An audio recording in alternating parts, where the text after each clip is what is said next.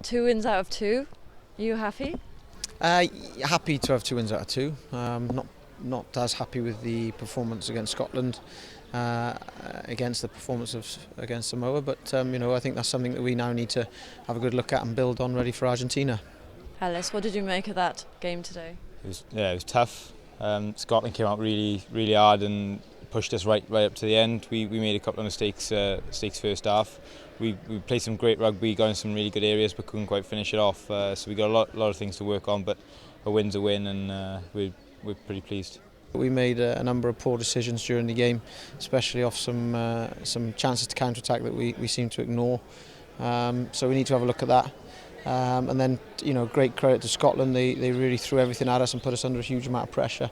I've got to say, the last 10-15 minutes, we were really under the cosh, and the boys defended extremely well. But credit to that and credit to the win. But we do need to look at a number of areas we need to improve if we're going to have a chance of beating a good Argentinian side. It's going to be a big game. Obviously, they had a great result against Scotland in round 1. So we're going to go back. We'll have a look at some of their footage and see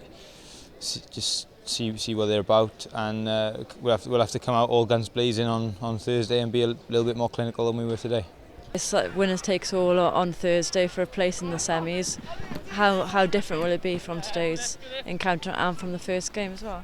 I think what we've seen from Argentina is they're extremely physical, brutal at the contact area.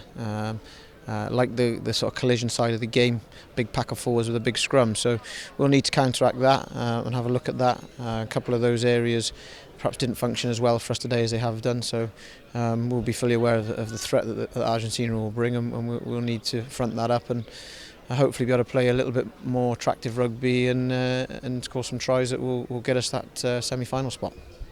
And today is perhaps the biggest test you've had in a long time. Is that something you think you needed?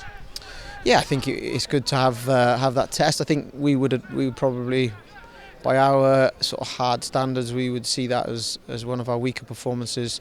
Probably the weakest performance since our Ireland first game of the season in the Six Nations. But we can build from it, and it might just do us the world of good to make sure we're not in any way, shape or form complacent going into what will be the winner-take-all game against a very, very tough side.